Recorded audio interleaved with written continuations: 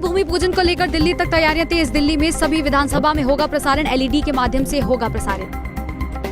Corona महामारी के बीच देश भर में मनाया गया रक्षाबंधन। पीएम मोदी समेत कई नेताओं ने दी बधाई। सुशांत केस में मुंबई और बिहार पुलिस आमने सामने। एसपी विनय तिवारी को किया गया क्वारंटीन। सीएम नीतीश ने कहा ये ठीक नहीं। अयोध्या में भव्य श्री राम मंदिर निर्माण की मधुरिम बेला निकट आती जा रही है। अयोध्या में तो इसके लिए तैयारियां जोरों शोरों से चल ही रही हैं, पर अब इसका असर राजधानी दिल्ली में भी दिखने लगा है। जी हां, बीजेपी दिल्ली प्रदेश अध्यक्ष आदेश गुप्ता ने कहा है कि इस पल को ऐतिहासिक बनाने के लिए दिल्ली की कई जगहों पर एलईडी स्क्रीन लगाई जाएंगी ताकि भूमि पूजन का सीधा प्रसारण किया जा सके। अयोध्या में भव्य श्री राम मंदिर निर्माण की मधुरिम बेला निकट आ गई है। इसे लेकर देश के लाखों परिवारों ने जो संकल्प लिया था, जो सपने संजोए थे, वो साकार होते दिख रहे हैं। जो लोग इस घड़ी के साझेदार बन रहे हैं, उनमें तो उत्सुकता है ही, लेकिन अयोध्या से दूर बैठे लोगों में उत्साह दोगुना दिख रहा है। देश भर में आगामी 5 अगस्त को महापर्व के रूप में मनाने की तैयारियां जोरों से चल रही हैं। इसी कड़ी में दिल्ली में 5 अगस्त के दिन राम मंदिर के भूमि पूजन को लेकर बीजेपी की खास तैयारियां चल रही हैं।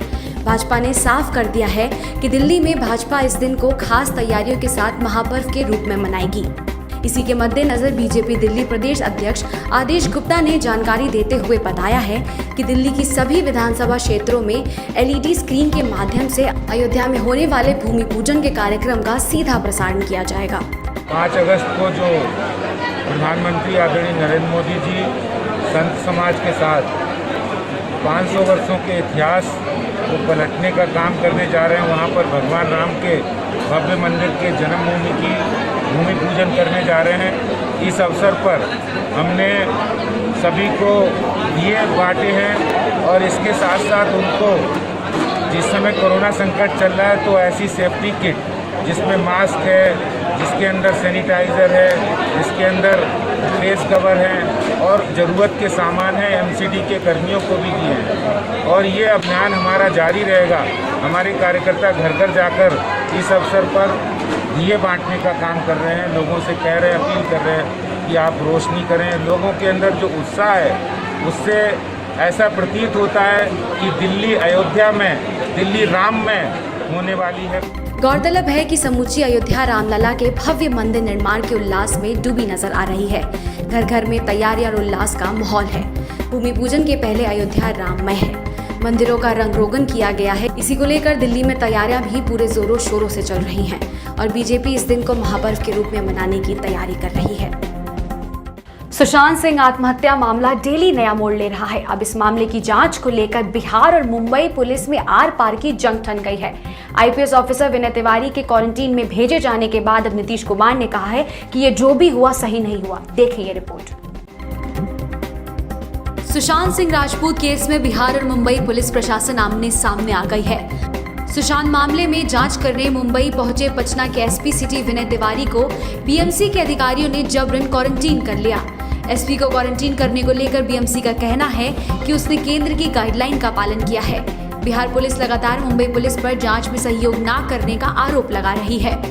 इससे पहले 31 जुलाई को जांच के लिए पहुंचे बिहार पुलिस कर्मियों ने आरोप लगाया था कि मुंबई पुलिस ने उनके साथ बदसलूकी की थी। इतना ही नहीं, पुलिस कर्मियों को गाड़ी भी उपलब्ध नहीं कराई गई। एसपी को क्वारंटीन किए जाने को लेकर बिहार के मुख्यमंत्री नीतीश कुमार ने अपनी प्रतिक्रिया दी है। उन्होंने कहा जो कुछ हुआ वो ठीक नहीं है।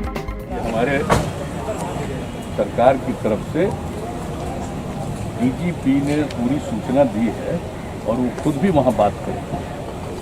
उनके साथ जो कुछ भी हुआ है ये ठीक नहीं है, ये बातचीत करेंगे सर। वहाँ बात करेंगे वहाँ के सीएम से। नहीं, पॉलिटिकल बात नहीं है, ये तो सीधे जो कानूनी जिम्मेवारी है बिहार पुलिस की प्रति, उस जिम्मेवारी को अब निभा और उसी के अनुरूप काम करें। तो ऐसी परिस्थिति में उनसे बातचीत हमारे डीजीपी करेंगे। बिहार के डीजीपी गुप्तेश्वर पांडे ने ट्वीट करके कहा कि IPS Vinay Tiwari official duty पर पटना से मुंबई पहुंचे, लेकिन रविवार रात 11 बजे मुंबई के अधिकारियों ने जबरन उन्हें क्वारंटीन कर दिया। उन्हें अनुरोध के बावजूद आईपीएस मेस में आवास उपलब्ध नहीं कराया गया। दरअसल सुशांत सिंह राजपूत की मौत के मामले में राजनीतिक पार्टी ने सवाल उठाए हैं। बिहार के लोग और राजनेता इस मामले में सीबीआई जांच की मांग कर रहे हैं। देश भर में भाई बहनों का त्योहार रक्षाबंधन आज मनाया गया, लेकिन कई जगहों पर यह त्योहार थोड़ी अलग तरह मनाया गया। नोएडा के एक अस्पताल में जहां पे कोरोना मरीजों का इलाज हो रहा है, वहां पे अस्पताल वालों ने मरीजों के लिए एक खासा इंतजाम किया। देखिए क्या है ये इंतजाम।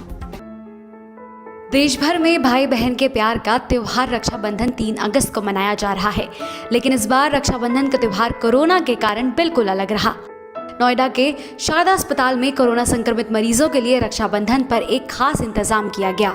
अस्पताल में करीब 95 कोरोना संक्रमित मरीज हैं, जिनमें करीब 30 महिला मरीज और 60 पुरुष मरीज हैं।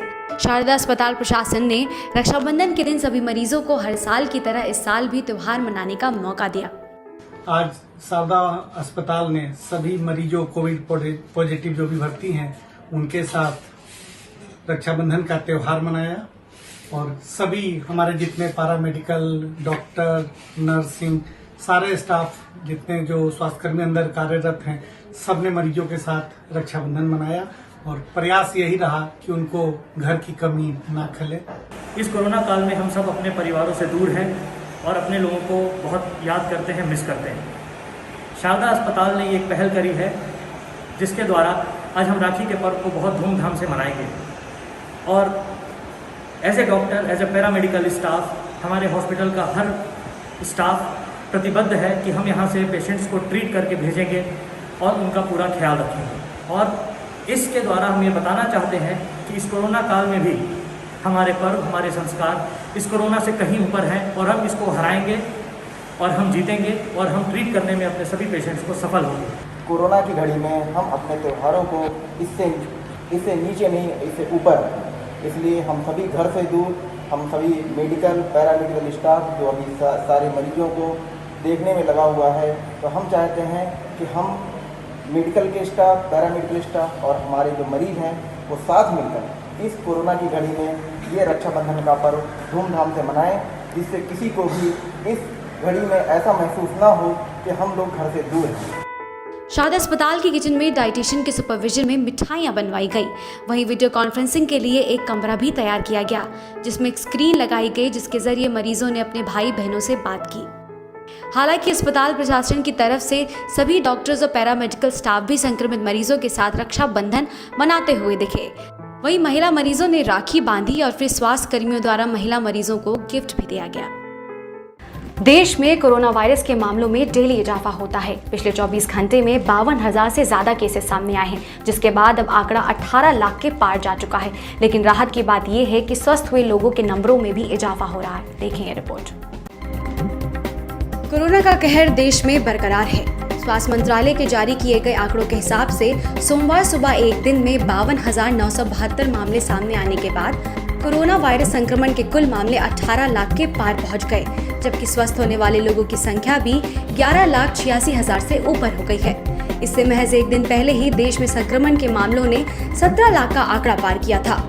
केंद्रीय स्वास्थ्य मंत्रालय के डेटा के मुताबिक कोरोना वायरस के कुल मामले बढ़कर 18,03,695 हो गए, जबकि बीमारी से एक दिन में 771 और लोगों के दम तोड़ने के बाद कोविड-19 के कारण मरने वालों की संख्या 38,135 हो गई है। वहीं संक्रमण से स्वस्थ होने वालों की संख्या भी बढ़कर 11,86,203 हो गई है, जबकि देश में 5,79,357 लोग अब भी संक्रमण की चपेट में हैं और उनका इलाज चल रहा है। डेटा के मुताबिक कोविड-19 से स्वस्थ होने की दर 65.44% हो गई है, जबकि मृत्यु दर घटकर 2.11% रह गई है। संक्रमण के कुल मामलों में विदेशी नागरिक भी शामिल हैं। यह लगातार 5वें दिन है जब देश में कोविड-19 के 50,000 से अधिक मामले सामने आए हैं। भारत में रविवार को कोविड-19 के मामले 17 लाख के पार हो गए थे। कोरोना काल के बीच भाई बहन का त्योहार रक्षाबंधन इस बार कुछ अनोखे तरीके से मनाया गया, जहां पे कोरोना मरीजों को नर्सों और डॉक्टरों ने राखी पहनाई, तो कहीं पर जवानों को महिलाओं ने राखी पहनाकर शुभकामनाएं और आशीर्वाद दी। देखें कुछ तस्वीरें।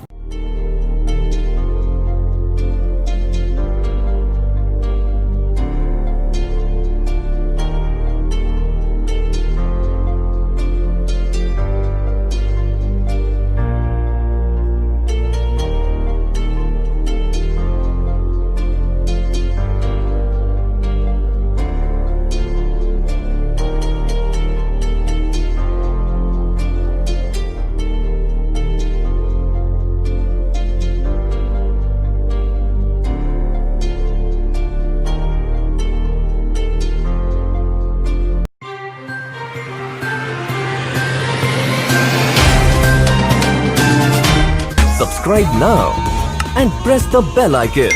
Never miss an update.